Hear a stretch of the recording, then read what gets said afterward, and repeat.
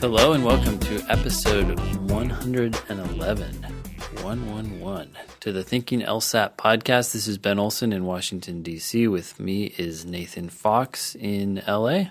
I'm in LA. I'm super excited because we got our hands on Prep Test 82, and I just started working through it yesterday. Yesterday was my first day on the job because I was on a little short family vacation. So yesterday was my first day working with that test. What did you think of it? I haven't opened it up yet. I want to just take it as a full test. So. Oh, right. I forgot that you do that. Well, I won't taint you then about all of the good stuff that's on the test. Thank you. But I have plenty to say about it. So as soon as you've done it, we can debrief.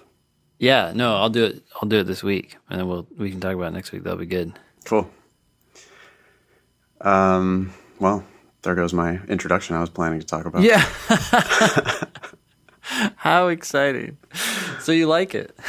Well, it was as you've heard from your students, it was easy. Mm-hmm. For one thing. The games were very manageable. I thought the logical reasoning was really easy. The judicial candor, one of the questions bothered me, but I didn't think that the passages were impossible, and I actually found it pretty interesting. Yeah.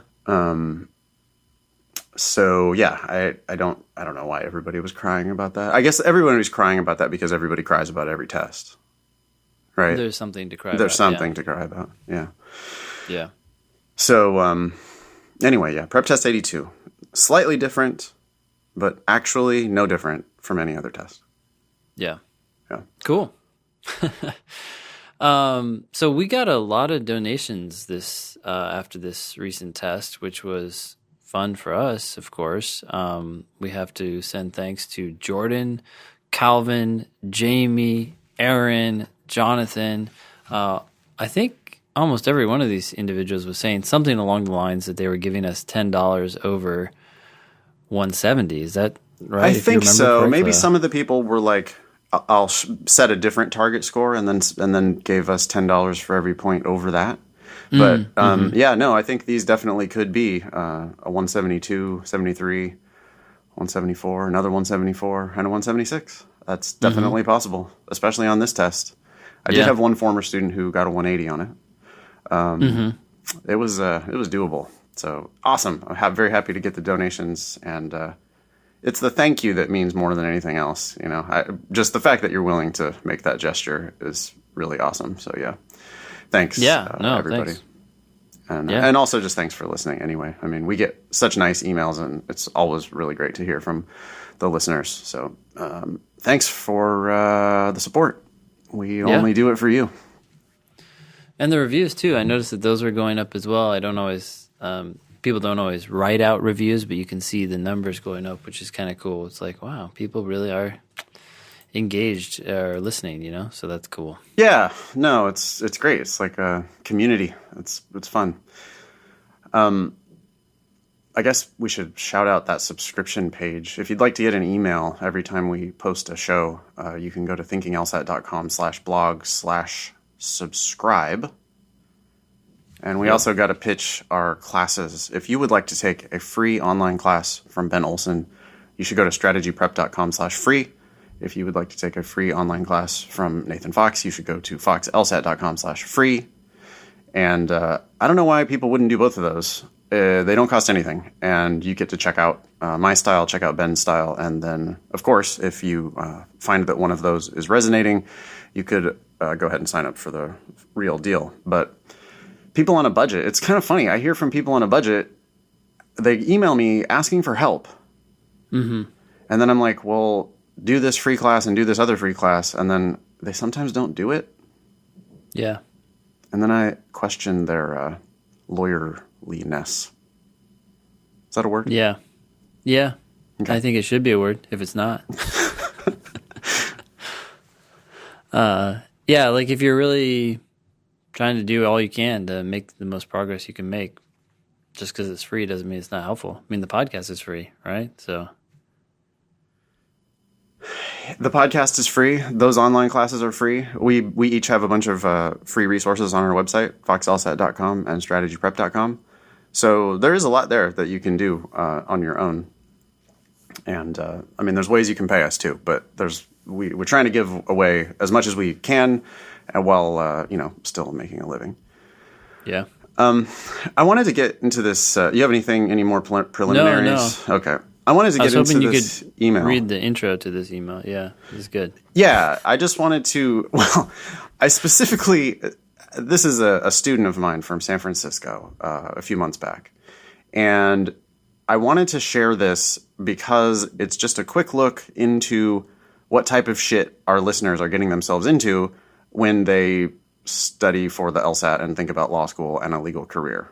Okay? Mm-hmm. This is the type of killer that you are competing with.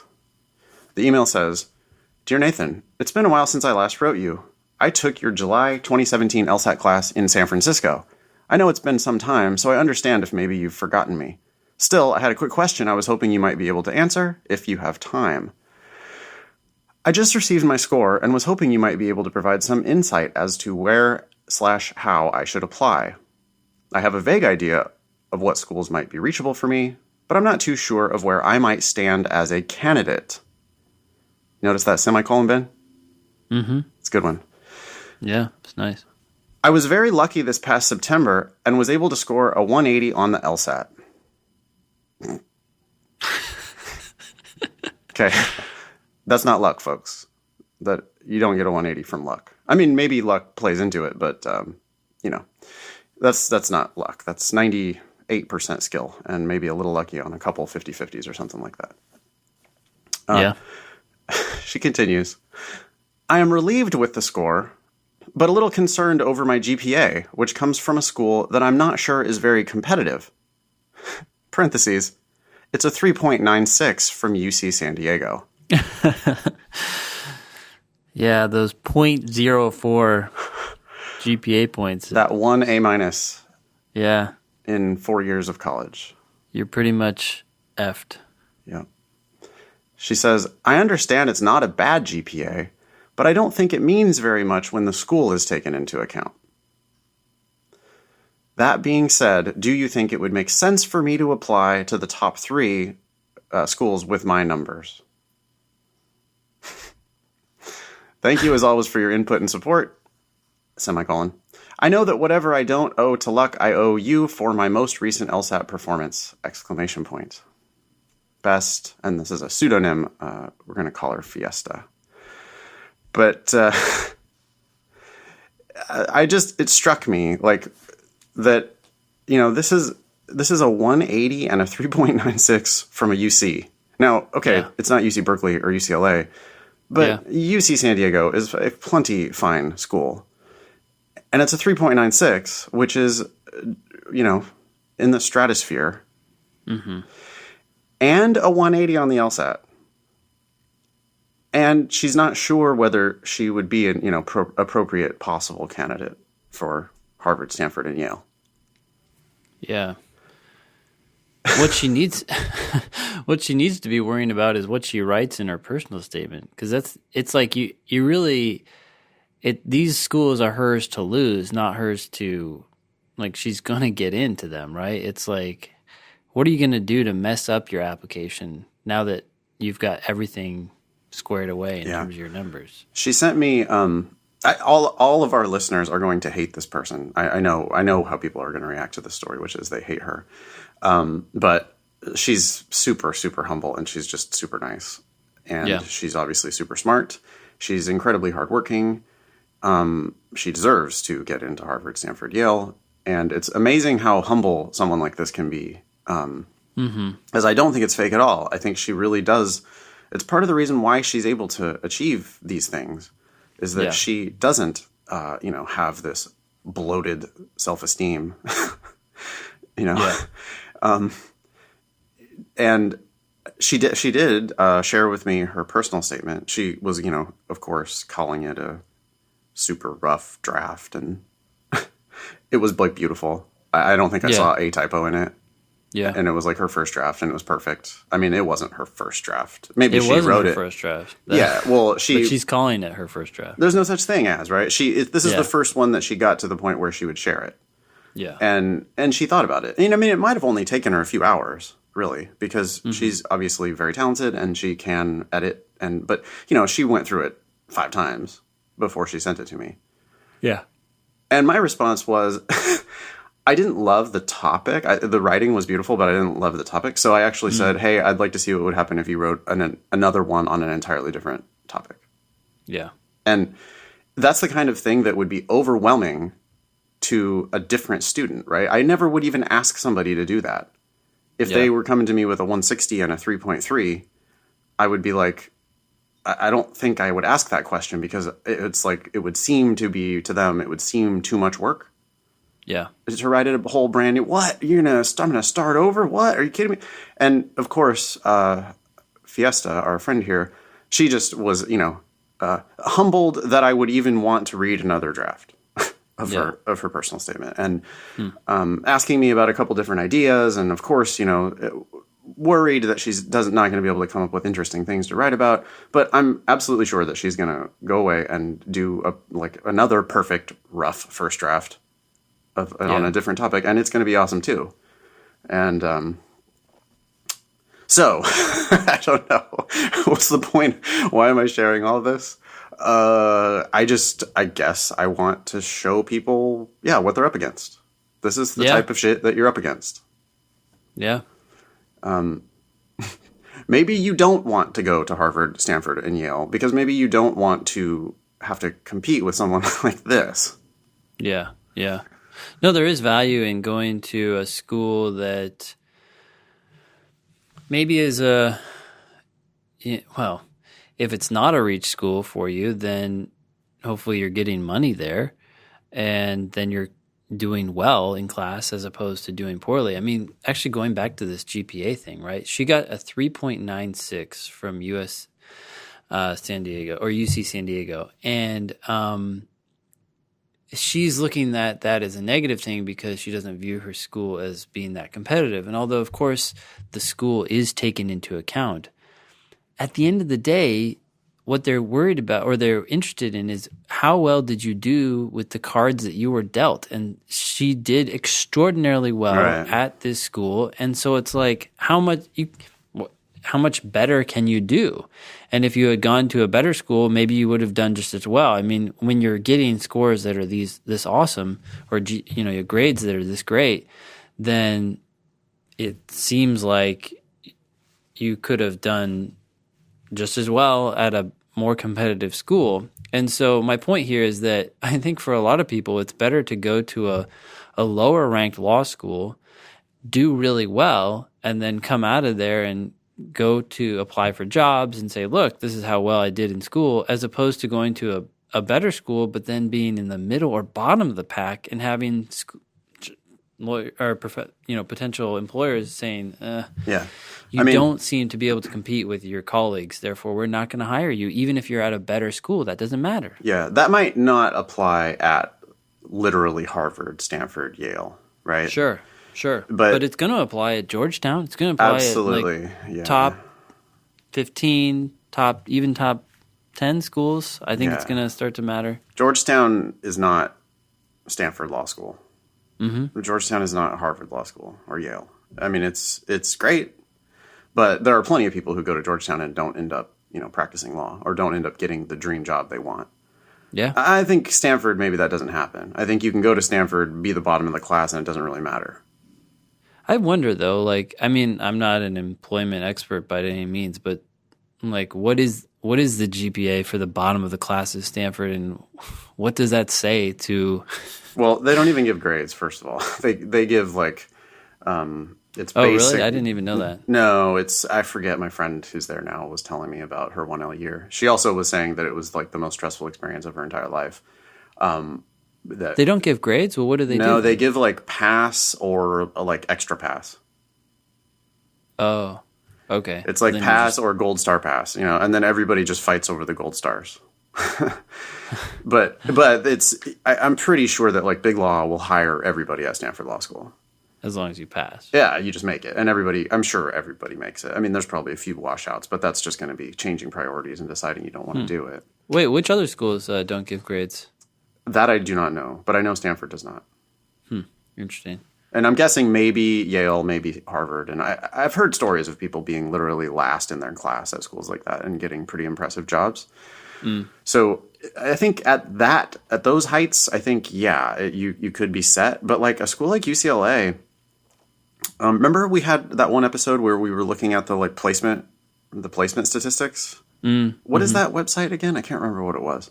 But there's I remember. There's that like big law ratio number that is fairly public information that you can find. And I want to say UCLA, which is 15th in the country or something like that. Yeah. UCLA was, I want to say it was like 75% or maybe even lower, 66% or something placement in sort of federal clerkships or big law. Yeah. And so, yeah, that means a third of the class, even at a school like UCLA, it's just not a guarantee. There's going to be a third of the class there that wouldn't have the opportunity to work in big law if they wanted to. So, right. So do you want to go fight it out with people like this, like our correspondent here, or do you want to go somewhere maybe a little lower ranked, but with a good regional reputation, get yourself a nice scholarship, and, then fight it out with a very impressive still, right? Your colleagues are going to be impressive. They're just not going to quite be like this. They're not going to be addicted to school. They're not going to have gotten literally a 180 on the LSAT. Yeah. Okay. Anyway, thanks everybody, audience, for indulging me in that. I just wanted to share. I can't. Yeah. I'm always in awe of the badasses. Are really, really badass. It's amazing. We work with smart people every day, but like the really smart ones are just frightening. Yeah. Like that person from China, I think last time, right? Yeah, exactly. Yeah. Crazy amount. Anyways, this next email is from Grant. I hope he doesn't mind us using his name. He says, Ben and Nathan, I consider myself somewhat of a podcast aficionado. I'm not very good at pronouncing that word. Is that right? Aficionado? Yeah. Sure. I think you did fine. Oh, okay. And yours is great. Whoa, thanks. I even started drinking gimlets. Gimlet. Because of the... gimlet? Yeah. Oh, yeah, it's my alcohol ignorance showing through. Are those good? It's a delicious drink, yes. It's basically gin and lime. So it's kind of like a margarita, except for gin instead. Gimlet. That's what it's called? Uh-huh. Because of the podcast company Gimlet Media. Nerdy, I know. I've also never rated a podcast before, not even This American Life. But I just gave you guys 5 stars. Oh, thanks, Grant. That's awesome. Thanks, Grant. I implemented many of your strategies into my prep over the past several months. I didn't feel the greatest after finishing the September test, but I just got my score back and received a 171. There are 2 concepts that I internalized and believe significantly helped. Do a little bit every day and do your best on each question. So simple, yet many people get caught up in the frenzy and fury of the whole process and end up worse off. Because of the Thinking LSAT podcast, I went into the test calm and relaxed. I think this little bit of added confidence kept me on track, even when I felt like things weren't going great during the test. Effing judges and their judicial candor. All I can say is thank you. I also love the LR Encyclopedia. That is a book that Nathan wrote, by the way. You can get it on Amazon. Just search for LR Encyclopedia. It should be on everyone's prepped materials list. Needs more love amongst the crazies on TLS. Also known as a place I never go. Yeah, I didn't know there was not enough love, but it does need more love if it does need it. Finally, if you had created an audiobook of just your discussions of the June 2007 LSAT questions, I would have bought it. I usually listened to the podcast while I was in the car or getting ready for work in the morning, so I didn't have the test in front of me. I think for someone to get the most out of the question-specific discussions, it needs to be their sole focus. Thanks again, guys, and keep up the awesome job. Yeah, we need to finish that test, don't we? Yeah. We haven't talked about a couple of the games, and we have still some logical reasoning, and I think maybe we only did 1 or 2 of the reading comprehension. So yeah, we could get back to that one of these days. But we have to clear out our email queue first, which is never going to happen. So Grant, you just asked us to do the impossible. I'd be curious too to see what we said so long ago. I mean, we started that like 2 years ago, 3 years ago. Right at the very I mean, beginning of the podcast, so it was more than 3 years now. yeah. Well, anyways, hopefully our advice was good back then too. Who knows? If we do an audiobook, I think it needs to be something other than just questions. I think we could come up with some sort of an audiobook one of these days, but I think it's not. I think we got to move forward, Ben. Not look Move back. forward. Yeah, new content instead of rehashing all those old explanations, because that's what we were going to do originally. Oh, you don't think we should do? You don't think we should do an audiobook? Maybe we could do that at the end. Just like, here's all these questions. No, I mean, we should do an audiobook on a totally different topic, not the June 2007 explanations like we were talking about doing. Okay. I think it'd be more interesting to do more like an outline of LSAT concepts or something a little more like intentional instead of just randomly responding to all of those questions on the test. Anyway, Yeah. we can talk about it. Or you could tell me about like your favorite drinks, and I could just think about what they might taste like, and then That would be, I think people would I think it love would that. just fly off the shelves, don't you? Yeah, absolutely. All right. So, yeah, you want to take this next one?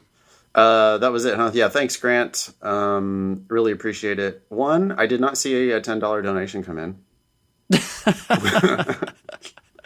But congratulations on the 171 anyway. We'll take the review. Two, I don't like that you say you usually listened to the podcast while you were in the car, because that makes it sound as if you are not going to continue listening to the podcast after your LSAT, which I expect everyone does. Yeah, So, that's a good point. I didn't notice that. yeah. Next time, we're not going to put this email right at the top. Okay. Next one. September updates. Hi, Nathan and Ben. If you happen to talk about this on the podcast, please don't use my name. Ooh, and the name is down there. Okay, we're going to have to change that. I'm going to try very hard not to write a wall of text. Please forgive me if I do. I tried to highlight the important parts. I took the LSAT in June and scored a 167. My main downfall was logic games. Retook in September. Got the same score. 167. It was heartbreaking. I put in so much effort, and I feel like I wasted months of time. The worst part is I didn't miss a single logic games question, and I did very well in both LR sections, but I somehow missed 9 in reading comp.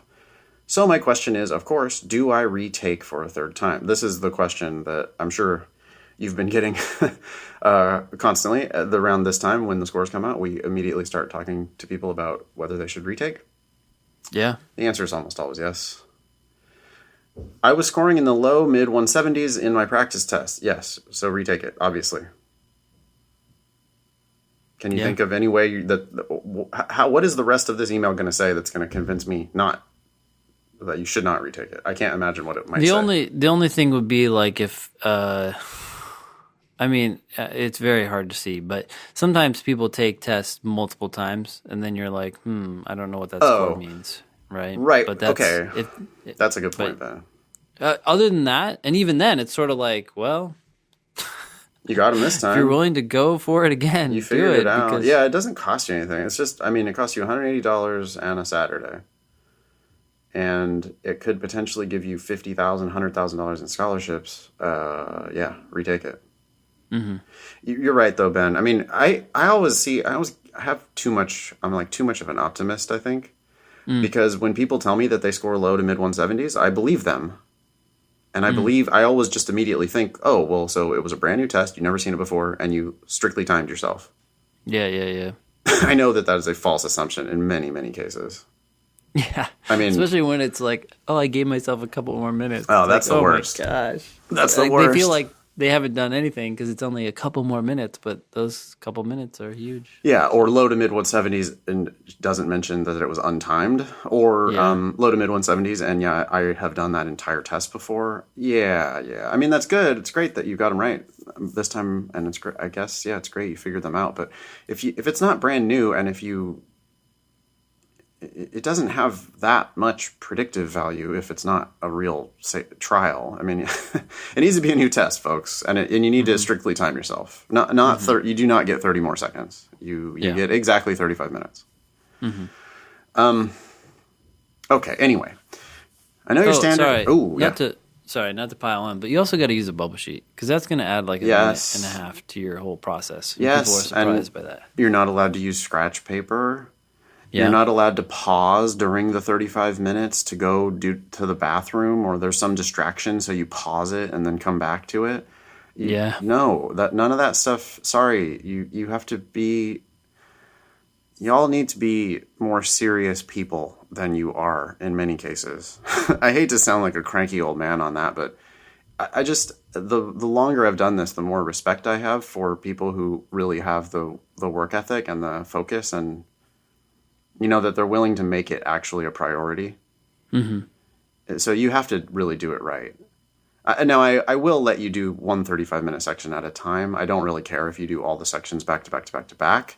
I think the predictive value is still the same there. I think it helps some people and it hurts some people to do one section at a time. So I think it's basically a wash.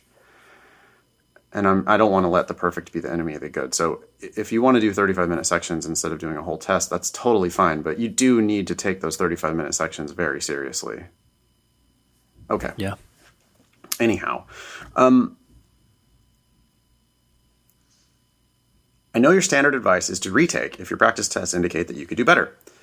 But I worry about applying later in the cycle, especially since I have a low GPA and cannot attend law school unless I receive scholarships. I love to hear that. Good.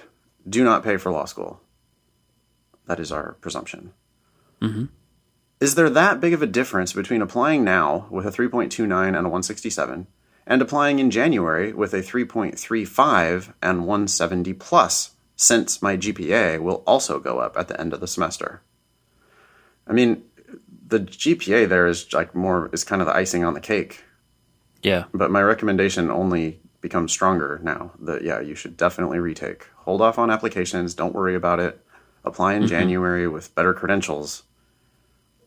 I mean, because a 172 is a dramatically better candidate than a 167. Yeah, even a 170, 3 points. Yeah, that's a game changer. It's a huge 3 points. It passes you pass up like hundreds, if not thousands, of other applicants. Oh yeah, for sure. Right, 167 to a 170 is going to cover at least 5 or 6 percentile. Let's see. Yeah, 160. Yeah, but it's a few percentiles. Oh, that's all it is. 3 or 4, I think. Oh, Let's see here. But yeah, either way, if you imagine that there are 100,000 people taking it each year,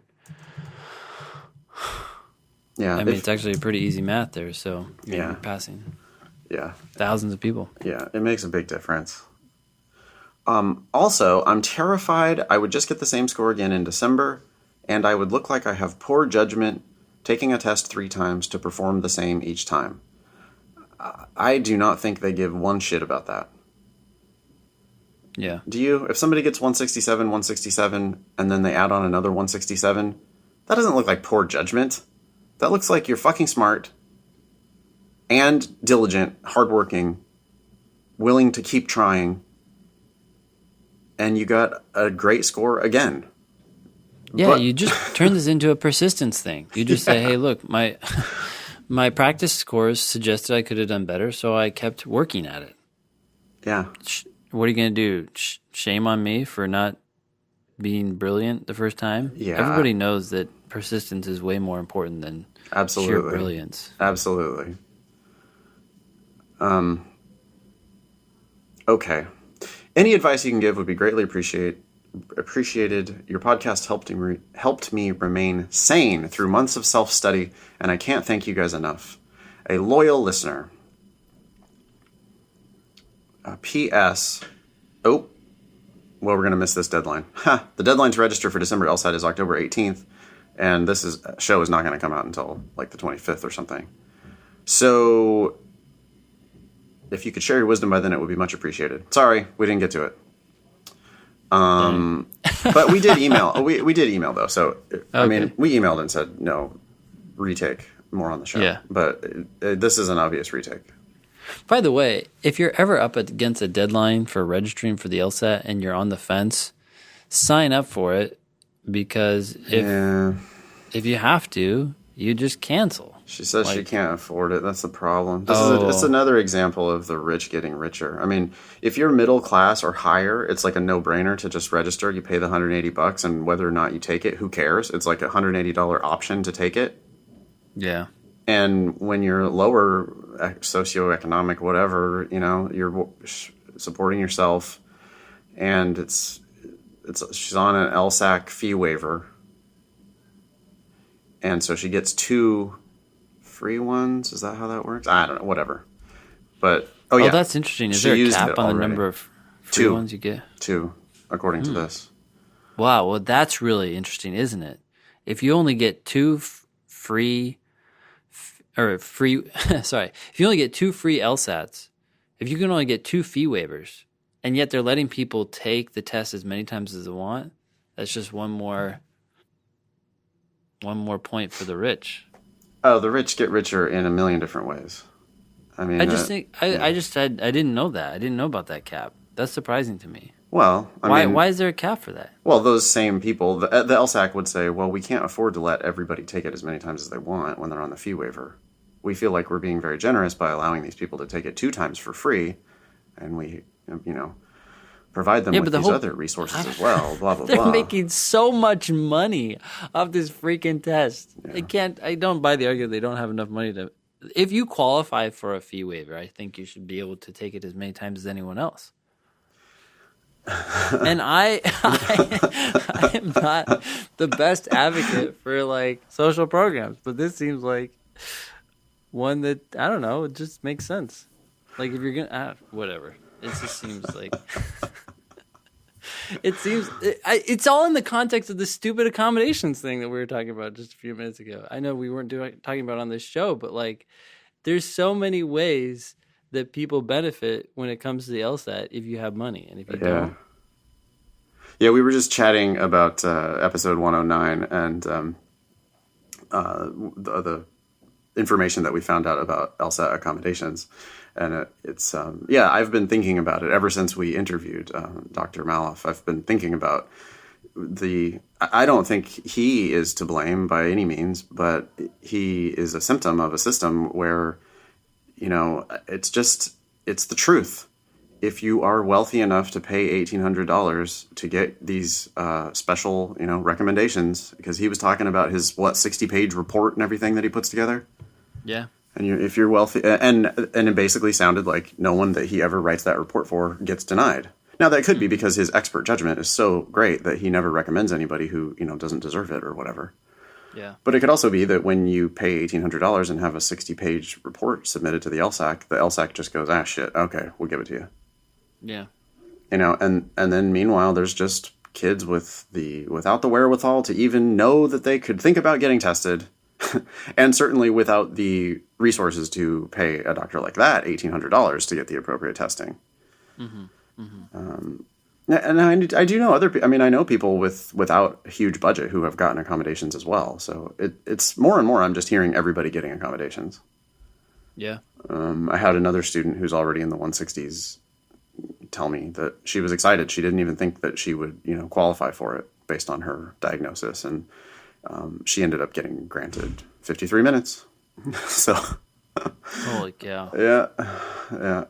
She didn't think she was going to get it based on her diagnosis. That's really interesting. Yeah, I forget all the details, but it was I don't think she got extra time on the SAT, and it was from I think it's an anxiety thing from trauma early in life kind of a deal. I don't know. I actually don't know. I think yeah. Oh yeah, because she got a private room too.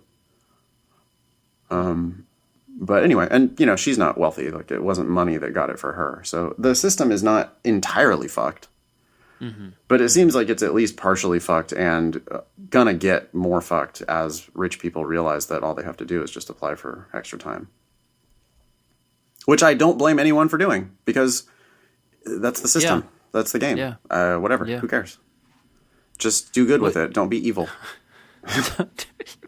Well, I'm serious. If you're going to go get these accommodations, and you're going to step ahead in line for a lot of other people. And you could, and again, there's people who totally deserve it, blah, blah, blah. But there's people who can also just pay $1,800 and they have a marginal case and they're already scoring 170 and now they can get 53 minutes per section. Mm-hmm. And if you don't think that's happening, then, that's nonsense. Yeah, we need to get that data. Remember, that was one of the things we talked about on the episode, trying to figure out what the scores are for people with accommodations versus not. I wonder if that's available. Our listeners need to get us that data. We can only do so much. We can only do so much. Please help us.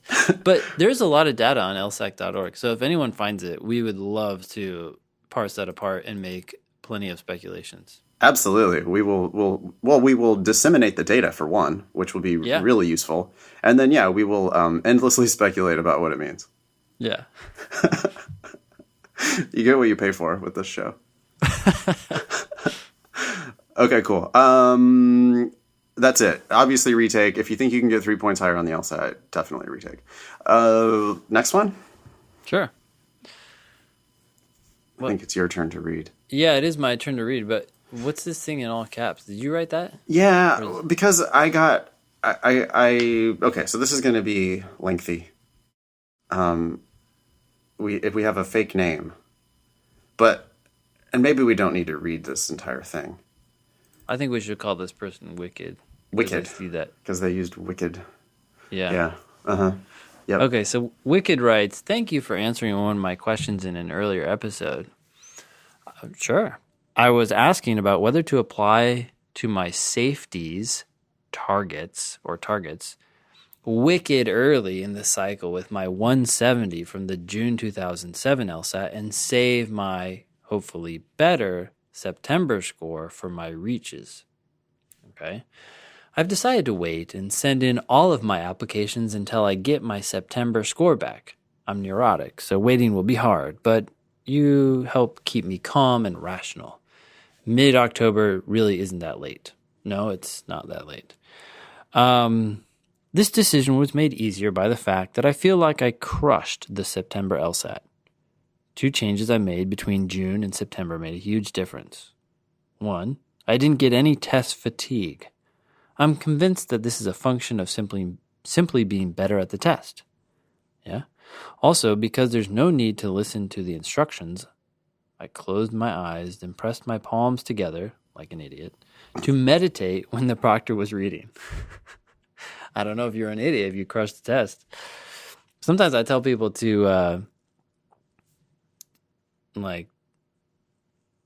do jumping jacks during the break if they're getting tired from sitting. That's people are like, no, I'm gonna look like an idiot. I'm like, who cares? Yeah.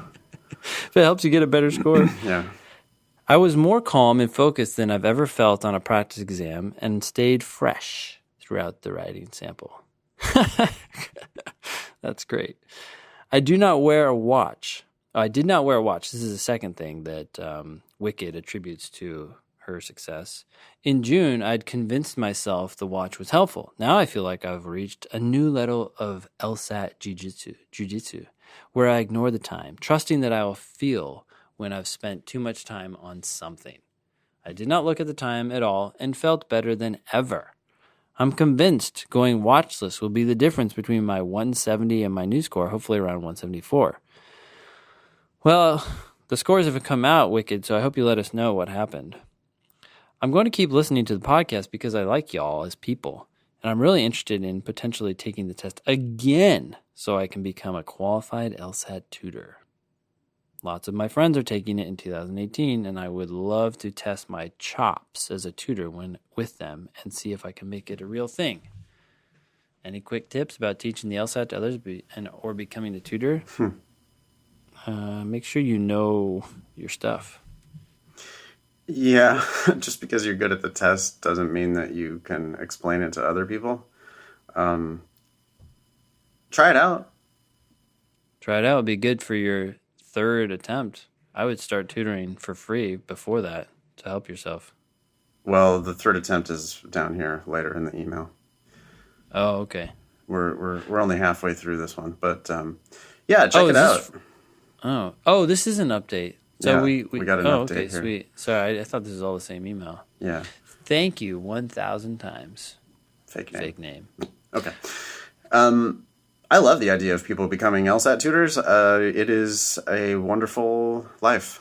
I really, really enjoy it. I know other people would hate it, though. So if you don't really enjoy explaining the same thing a billion times, don't do it. But I don't know. For me, especially because we get new tests 3 times a year, it stays fresh. It's always. I really enjoy it. So yeah, go for it. Yeah. Potentially consider working for one of the big companies for a little while, because they'll just like do all of the setting up stuff for you, put you in the classroom, feed you students.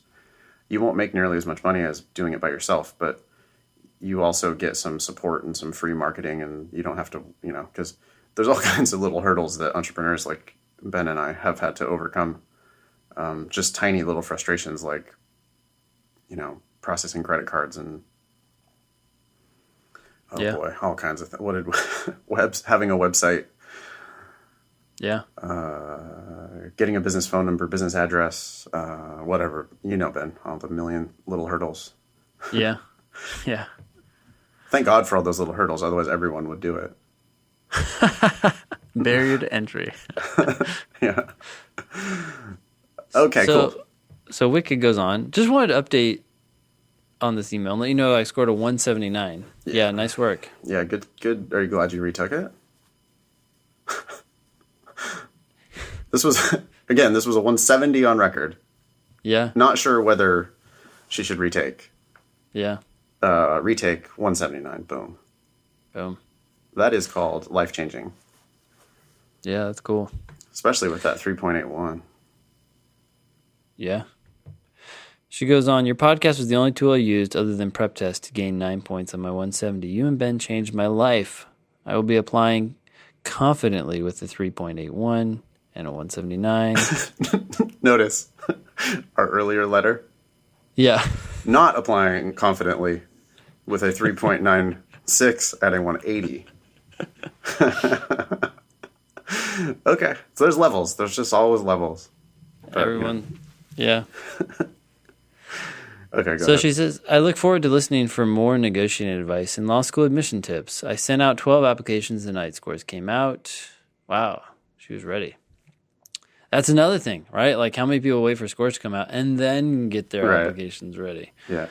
This person had all 12 ready. Harvard, BU, BC, Georgetown, UVA, William and Mary, Columbia, NYU, Cornell, UPenn, Michigan, and Duke. I got fee waivers for 10 of these 12 schools. Sweet. Nice work. I'm considering Chicago Northwestern. Just do it. I'd totally leave the East Coast, but I'm not sure yet if it's worth the money to apply out in Chicago, especially considering the cost of a visit. I'm also side-eyeing some California schools. I wasn't going to waste my money applying to Yale, but I just might do that now. Yeah, you should. Okay. I would apply to those schools. Man, we're talking about $100,000 plus, $200,000 plus, $300,000 plus dollar investment. To me, just the price does not seem. I would just pay it and figure it out. What's the best school for you? Yeah. Well, you could also, if you apply to Chicago and Northwestern, I mean, maybe you get a fee waiver and only have to pay the exorbitant $30 LSAC fee for each of those. But even if you have to pay also their $100 application fee or whatever it is. Yeah.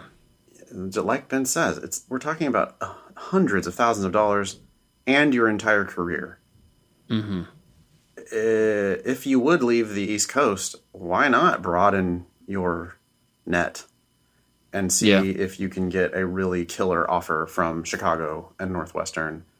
And I was really surprised that there weren't. I mean, I can't believe that Stanford's not on the list. I can't believe it either. Even if you have no intention of going there, the fact that you're applying to Harvard means you need to apply to Stanford to have leverage, right? Yeah. What if Harvard comes back to you with some meager scholarship, and Stanford, which you have no intention of going to, comes back with a larger scholarship. Harvard doesn't need to know that. You say to them, hey, look, I'm going to have more money at Stanford, and they're just as great of a school as you are, so see you later. And Harvard says, okay, fine, we'll match that. It's just negotiating. Yeah, that type of thing happens all the time. I mean, maybe not specifically Harvard versus Stanford, but it certainly happens at all these other schools on the list. Well, yeah, I'm just thinking Harvard, Stanford, Yale, they're in the same, Right. echelon. So they're the they're the other school that Harvard and Yale are going to look to and actually want to compete with. Right. Yeah, man, give yourself more options. Also, you got all these freezing cold places on the list, and I just can't believe you wouldn't think about Stanford. People Oh my haven't gosh. been to Palo Alto. They have no Yeah. idea how nice it is. They really I grew don't. up there, and I want to go back. It's just so good compared to like having winter. There is no winter, people, in Palo Alto. Winter does not exist. Mm-hmm. Oh, you could drive to the mountains and go skiing though. Lake Tahoe is just a very short drive away. So if you miss the snow, you can always go visit it. You can just live in the sunshine for 3 years. Okay. Anyway, so this email prompted me. I was probably drunk when I was reading it, and I immediately responded and said, "Hey, this is super cool. I wonder, as an experiment for the show, would you let us help you with your like negotiation process?" And what are we calling? Wicked. Wicked responded positively, enthusiastically to this plan. Okay. So if you're up for it, Ben, I propose that we have regular updates from Wicked on what schools bite, what schools the total final list of applications, which I hope is more, because we need to get Stanford and Yale on the list. Yep. And I think you got to put UCLA on the list. Mm-hmm. And I don't know, we could think of maybe some more. And then we'll get like updates on what kinds of offers, and we can talk about how the negotiation should go down. What do you think about that? I think that'd be really interesting. Yeah, I think it'd be fun. We'll have to be a little bit stealth about it because the schools might. We've already given out the exact GPA and LSAT score, so the schools might know if they're listening, but they're not listening. They don't give a shit about us. Who cares? They don't care. No one. Yeah. They don't care. And anyway, even if they do, so what? It's like they'll just know how much of a badass this person is going to be in negotiating, and they'll up their offer right away because they'll have to decide whether they really want this person or not. And with these numbers, they should want this person. Yeah. Oh yeah. For sure. They do want this person. So my goal is to get this person, Wicked, a full ride to one of these awesome schools, and hopefully we can share that whole process on the show. Yeah. Okay. Grandiose plans, as always, from the Thinking LSAT podcast, and hopefully we'll be able to execute. Yeah. Thank you, Wicked. Next one. Yeah. I took the LSAT a third time after a 164 and a 170 so far, and, scored 170 again. Perfect games again, much improved logical reasoning, only -5. Shit the bed in reading comp, -6 after being only -2 in June. Unfortunately, I have come down with a sudden vision impairment called myopic macular degeneration in only one eye, and I'm beginning treatment for it soon. In my left eye, things look wavy and distorted. It's freaky. In hindsight, I feel I was moving more slowly that day in the dense, i.e. visually dense, long passages, because it was rapidly developing, though I was unaware of it. Can you imagine?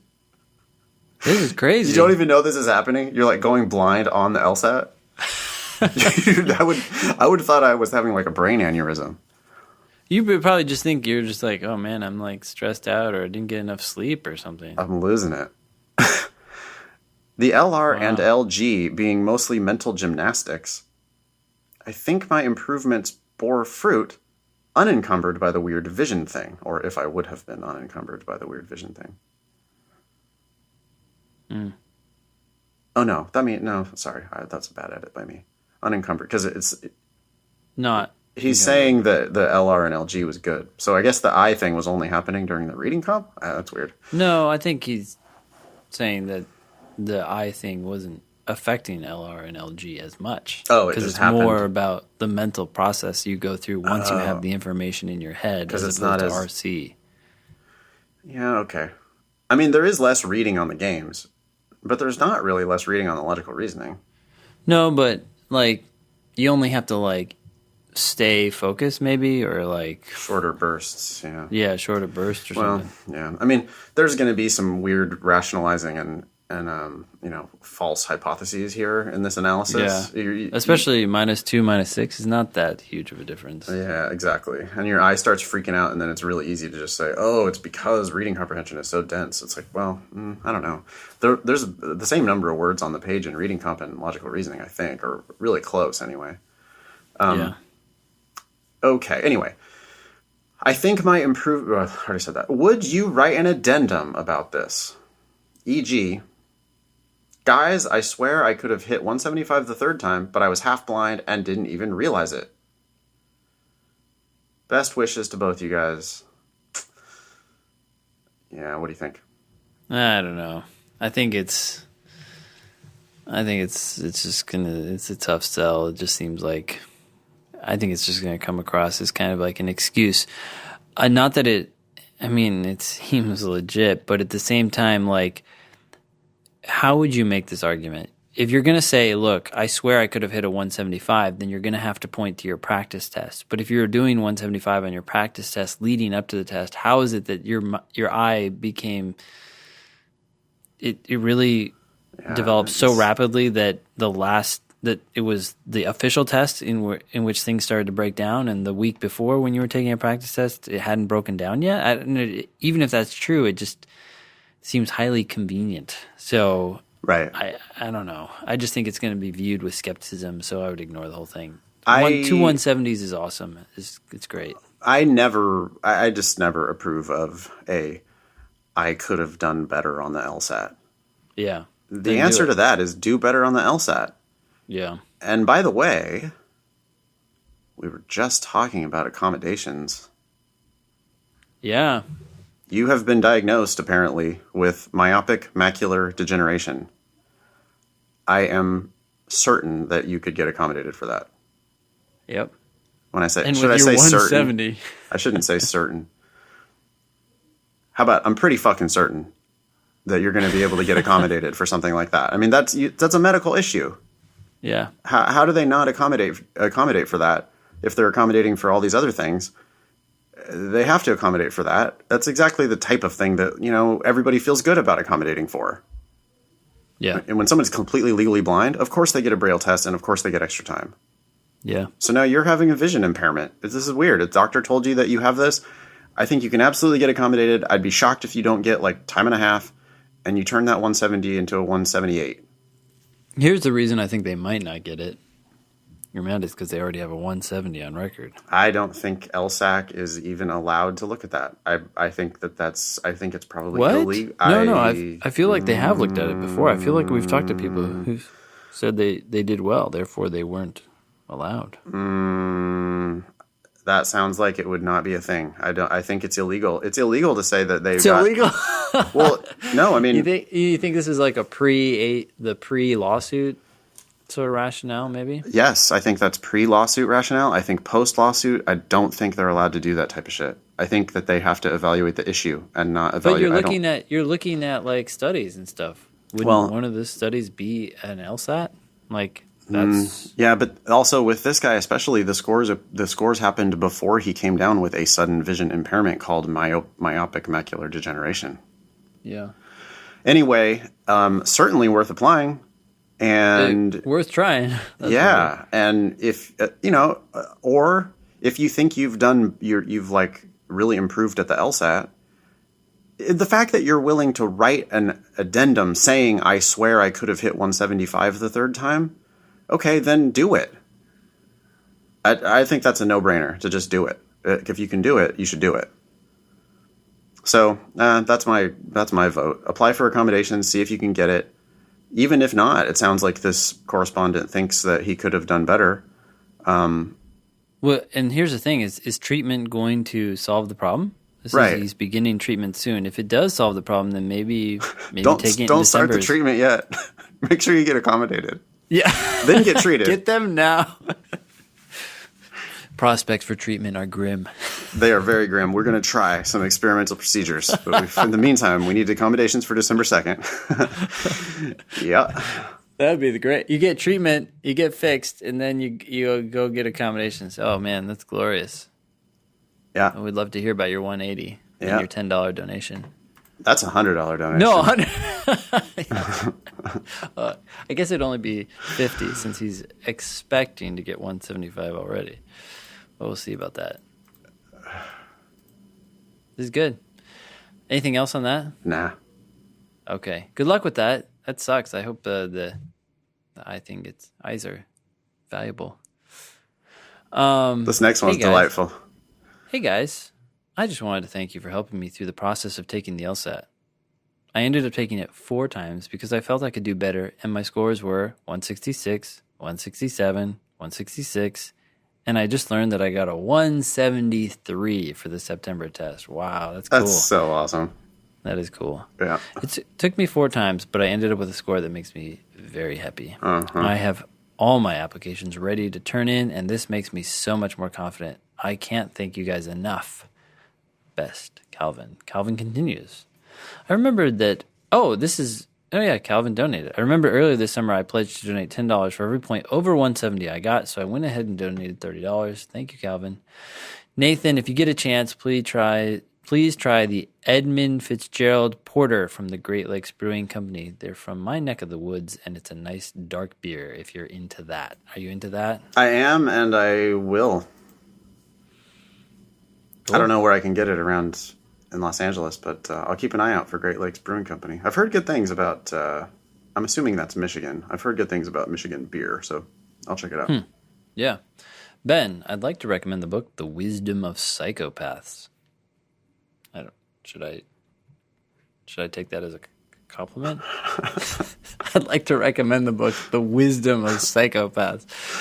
In other words, you might have wisdom and you're a psychopath, or maybe this is just a side note. By Kevin Dunton. In general, it's an interesting book that takes a neat look at the advantageous traits psychopaths have. I found the chapter on the Green Beret guy helpful because he talks about how he doesn't worry about things he doesn't have control over, which I struggle with, especially concerning testing. Let me know what you guys think, and thanks again. So, Calvin, quick update. I did buy that book, and I have started listening to it. All I've heard so far is the guy talking about how his dad was a little bit crazy, but I'll let you know what else I get from the book once I'm done. So, let us know next episode. I'd love to hear especially, I like this, not worrying about things you don't have control over. It's so important. It's so useful. Yeah. Yeah, it is useful. Cool. Thanks. Yeah, that's it. Yeah. Calvin is a multiple correspondent of the show, and so it's great to hear a final 173 from Calvin. That's awesome. Taking it 4 times, there it is. The restriction has been lifted.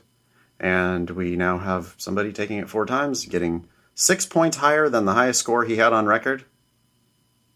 And that is a life-changing 6 points. Yeah. There is a school on Calvin's list where a 167 wasn't going to get him in, and a 173 is going to get him a scholarship. Yeah. There is a school on Calvin's list where that is the truth. And that is the truth. Well, it has to be. It has. Coming to you live. Either that or Calvin isn't applying to enough schools.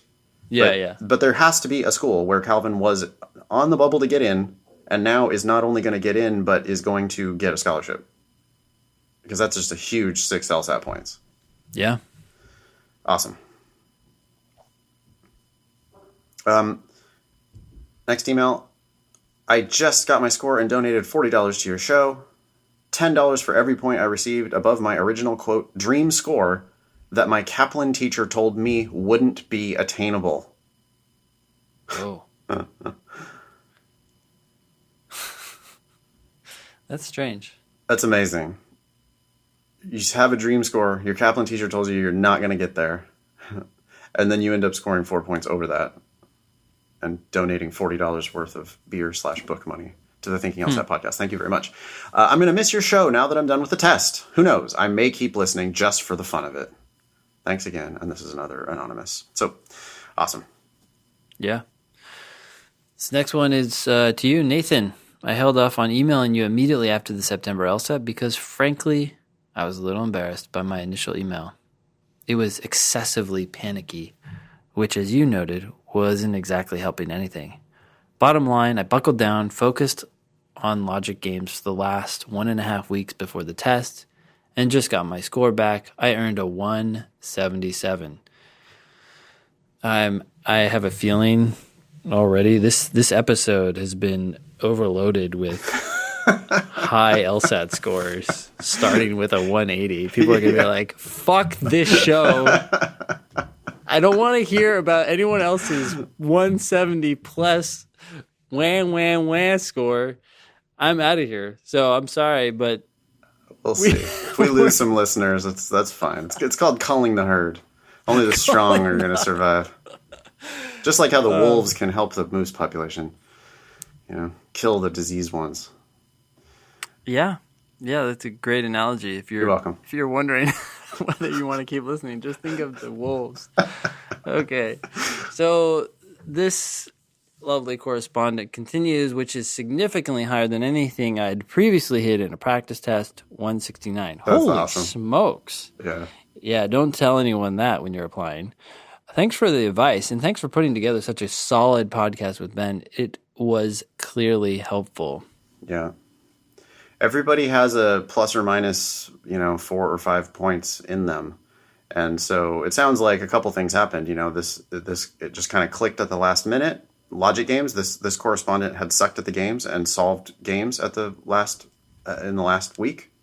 Yeah. And previous high on a practice test, 169, but went into the test feeling good about it and happened to catch the upside of variance. And when you catch the upside of variance, it's like you're the greatest of all time, and you all of a sudden now have a 177. So the fact that everybody has that bell curve really does argue for taking the test multiple times. Exactly. You might get lucky on your first, or lucky. You can't get really lucky. It's not like you're going to get 10 points lucky. But here, I would say that this student probably was more like a 173, expected, and then just happened to get also the upside of some luck and ends up with a 177. So there really is incentive to take it multiple times. And you should shake off any one bad data point, and you should just keep taking it and, just be patient because it will happen. You will have, eventually you'll get at or above your practice test scores. Yeah. Yeah. Cool. Thank you. 177. Yeah, amazing. Hello, Nathan and Ben. Ben and Nathan.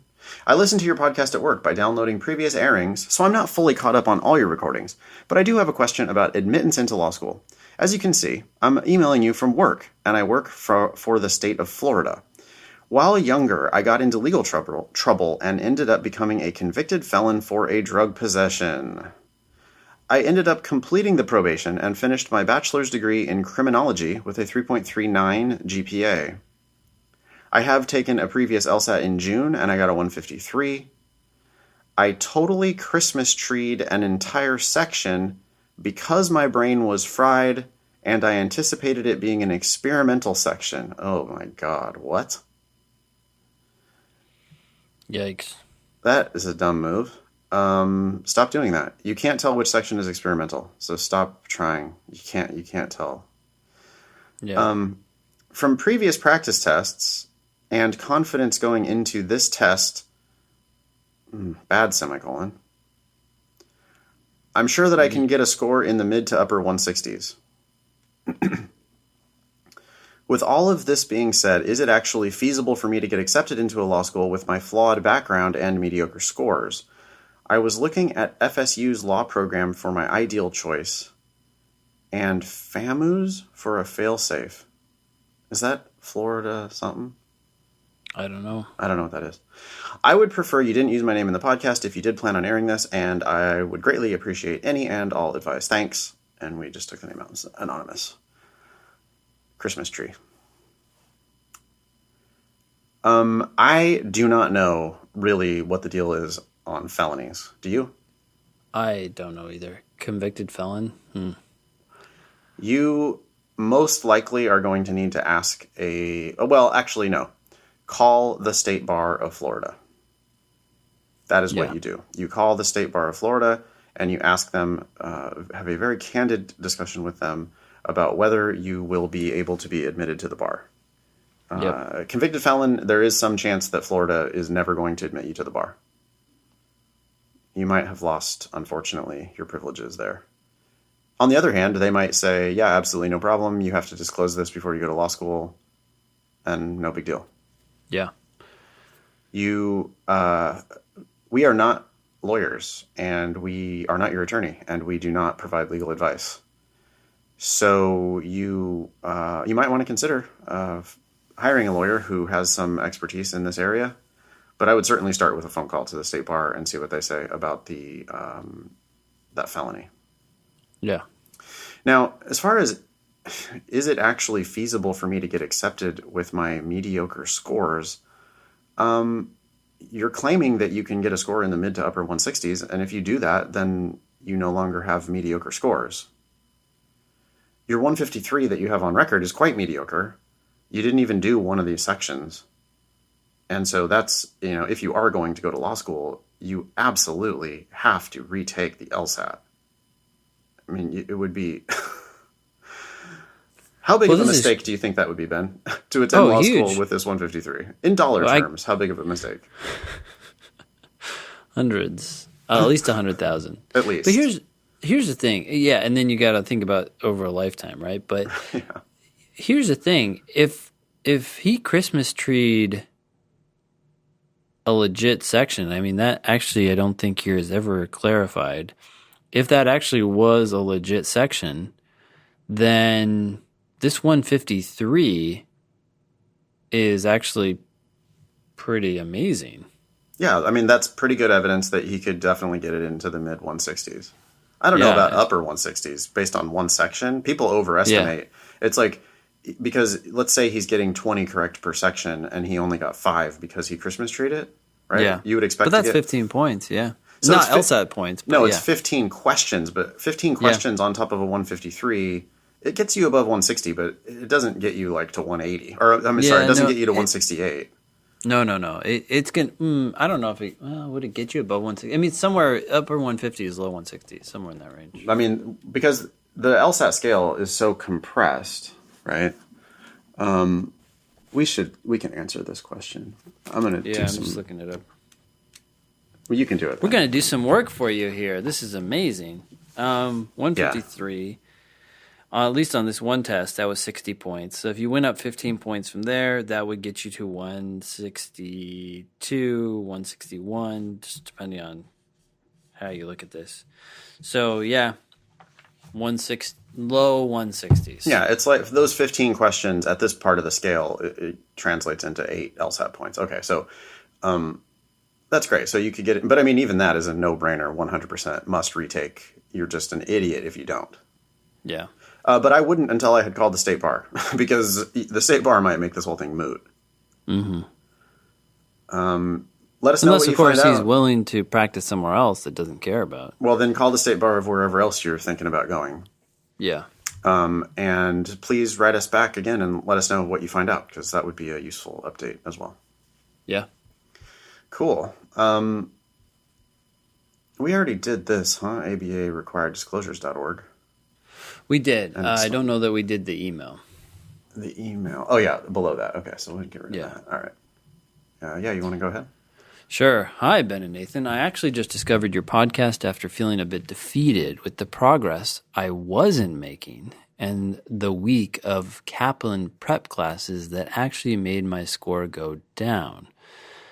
As much as I despise Kaplan, I don't know that the classes necessarily made your score go down. Sample, super small sample. And anyway, we see our student scores sometimes go down at the very beginning of instruction because you got the new voice in your head, Yeah. too many, all these ideas, concepts swimming around in your head. And if they haven't really registered yet, it's totally possible that your scores go down by a couple points in the first week. I mean, it's small sample and who cares? But anyway, you can shit Yeah. on Kaplan all you want. Right.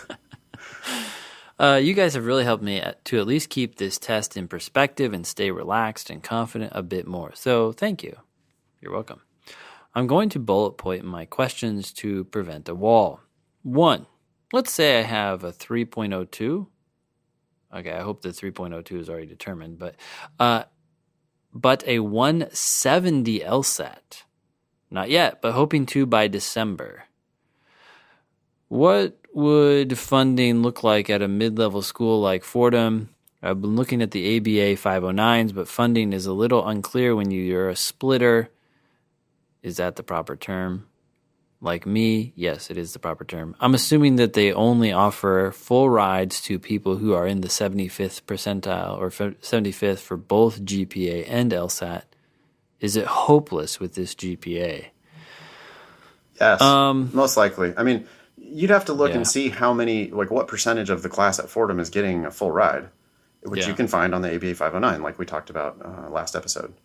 Yeah. But, and hopefully that whole discussion, was helpful for this correspondent.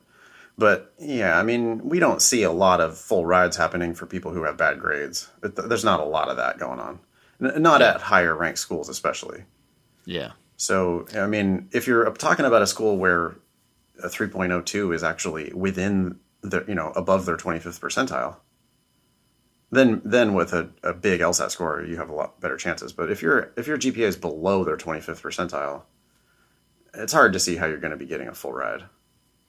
Yeah, well, some schools, it's like there's only 2 people getting full Right, rides. So right. you're like, are you that select individual? No, not with this GPA. Yeah, and remember that there are a lot of other discounts besides a full ride discount. There's plenty of people getting 75% or 50%, and that's real money. So, Yeah, it's a real discount. yeah, it is. 2, given the stats above, by the way, I want to pause on these stats. We don't know who is this? Michelle? Team We Michelle. don't know. Yeah, we don't know what score you started with. And so I only just get a little bit nervous here because when she says, let's say I have a 3.02 but a 170, are you scoring like in the low 150s, high 150s, low 160s? Yeah. Like, where are you right now? I feel like so many people started this process and they're like in the mid 140s and they're like, well, let's hope I get assuming I get a 170 by test date. What do you think are my chances here or there? I'm like, well, hold on. I don't know if that's super likely by, in the next 2 months or month and a half. So, and that's putting it mildly. So, hopefully these stats are reasonable. In any case, not to mention, it's all a bit masturbatory anyway. I mean, this is not, it's all just speculation, and what you really should be doing is studying for the LSAT. What good does all of this... Did you just say what I think you said? Masturbatory, yes, I did. Because that's what it is. I mean... yeah, it is, unfortunately. So, I mean, thank you for writing, but you need to do your work. And, you're shooting for that 170, but it's not real yet, and December 2nd is right around the corner. And people spend way too much time looking at, calculating their chances. Well, your chances change dramatically with one more LSAT point.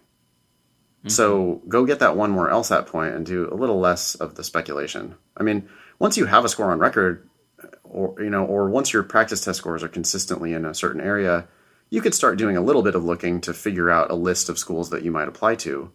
Yeah. But you also have 3 weeks after the LSAT until scores come out. And, after the LSAT is a really good time to be doing this kind of, jerking off.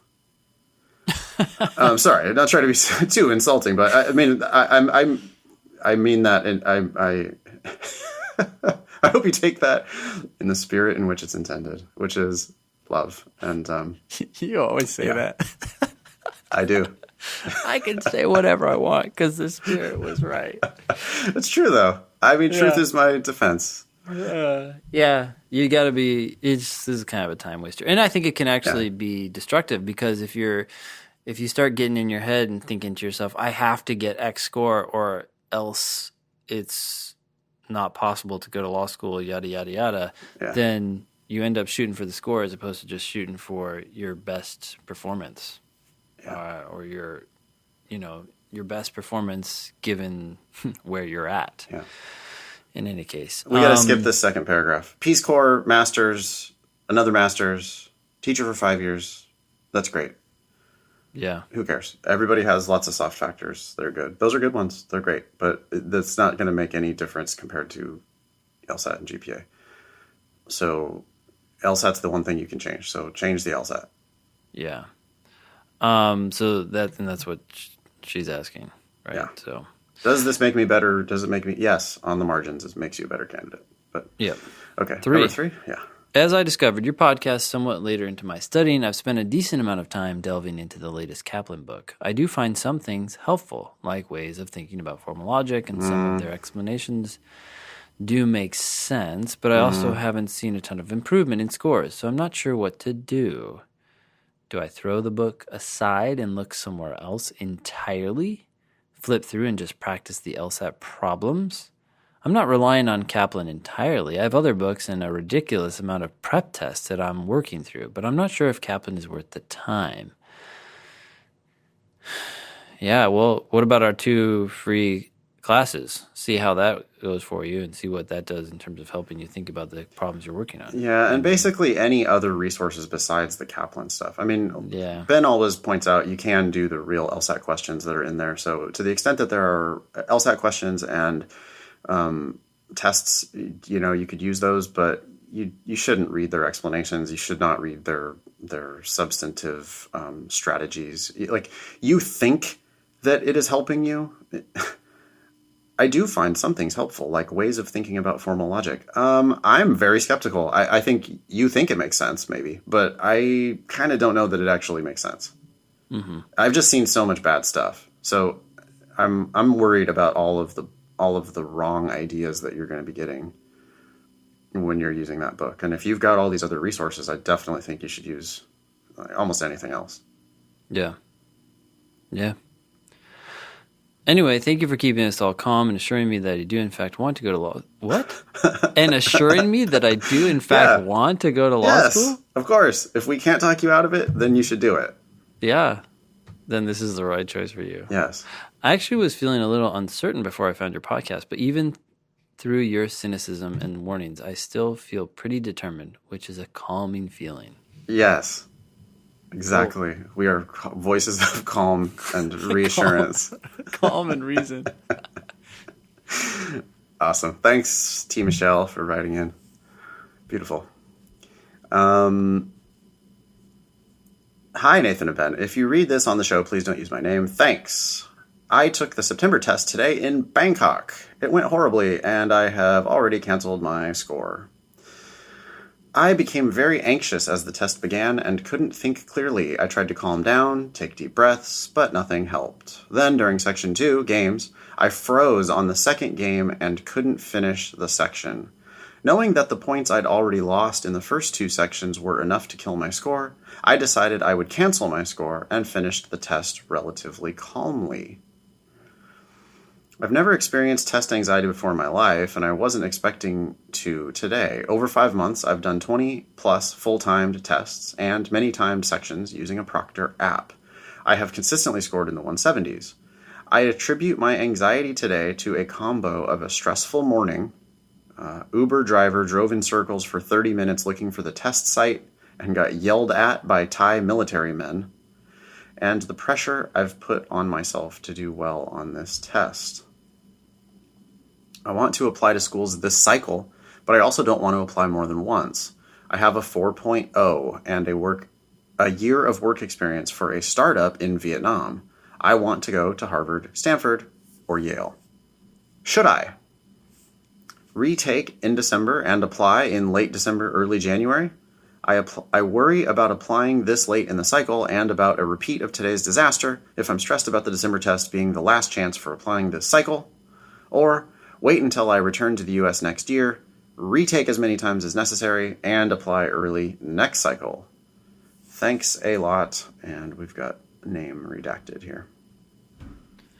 Well, if Bangkok, that's what we'll call him, I guess, Bangkok can do well on practice tests leading up to the December LSAT, I don't see any downside in taking it. Because if it goes well, then you can apply this cycle. If it doesn't, then resort to plan option 2 and come back to the U.S. and retake as many times as necessary and apply early next cycle. There's just I don't see any downside in trying. Yeah, it almost looks like they're wanting permission to procrastinate. Yeah. You know, like people love to just kind of, they love to just be like, well, it's going to be too late this cycle, so I'll just take it next year. And then, but wait, what? You've been already studying. You've got 170s on record in your practice test scores. Why would you stretch this out any longer than need be? Yeah. This December test does not have to be your, quote, last chance. I mean, okay, it is your last chance for applying this cycle, but so what? It's also your your second chance for applying very early next cycle. Yep. Simultaneously. So it is not your last chance at the LSAT. It's just one more LSAT administration. And yeah, the reality is you have to just embrace it. If you don't get the score you want this time, then you're going to law school next cycle. But the other choice is to just arbitrarily choose in advance that you're not going to go until next cycle. And I just don't see what benefit people get from that. Yeah. I think you take it now. Take it now regardless. I mean, right? Because even if you were going to only apply next cycle, you should still take this December LSAT. Yeah, you're already scoring in the 170s. And you're scoring in the 170s. You keep the momentum going. Keep studying right now until December 2nd or whatever the date is. I don't know if it's the same date in Bangkok. But take it again and, arrive at the testing center earlier so that you can, hop out of the Uber and not get yelled at by the military police. Yeah. But that's a bummer. I mean, shit happens. That's the other thing. It's like, okay, it was a stressful morning. Yeah, what? Shit happens. Yeah. As far as the pressure you've put on yourself to do well on this test, I mean, hopefully maybe you'll feel that less next time because you've already done it once. Mm-hmm. You really need to not cancel your score. Yeah. Your plan needs to be going in, I'm not canceling my score. Yeah. Just do your best. I mean, you say yourself that once you decided to cancel, then you finished the test without stress. Why don't you decide that it just isn't the be-all, end-all of your life? That it's just one more data point. It's one more practice test. Mm-hmm. The December test is prep test 83. So It's just, that's all it is. It's prep test 83. And you need to keep your score, though, this time so that you can move forward from that. Yeah. If you got PTs as good as you say, then, yeah, just go do your best. Let the chips fall where they may. Get your score back. And move forward from there. I agree. Okay. Well, thanks. Is that enough for today? Yeah, I think we could probably leave it there. Cool. Sorry for all those we haven't gotten to yet. We will eventually. Maybe. Yeah, we made it halfway again. We made it halfway through our backlog. So, well, we know that we have plenty of stuff to talk about next week. Yeah. Awesome. You can email the show, help@thinkinglsat.com. We appreciate well-written, concise emails. We love bullet points. We hate walls of text. And we will mercilessly mock your grammar and punctuation. So, you could review it once before you send it out to help@thinkinglsat.com. You can email Ben directly, ben@strategyprep.com, if you want to talk about how much of a dick I am. You can email me directly, nathan@foxlsat.com, if you want to get a cocktail recommendation. And I guess that is it. Yeah. And by the way, I would add two things. One, if you send me an email complaining about Nathan, I only forward about half of them. So I'll try to keep it confidential. And the other thing is that a concise email, by the way, does not mean that it is devoid of information. You can convey information very quickly, including like where you're practice testing and what your GPA is in a matter of like 3 words. And oftentimes I feel like we're answering questions and we have like this gaping hole in terms of like, well, where is this person and what does this even mean? So bullet points are good. Data's good. You can shorten it. You don't need to write, recently I have been achieving practice test scores that fluctuate between a low of 170 and a high on occasion of 176. It's like you could also put PTs 170 to 176. Boom. Yeah. And you don't, if you put on the next line 3.86, we will know what that is. Oh my God. People are going to hate us so much. What this? It's how to convey information. Anyways, so thank you everyone. We'll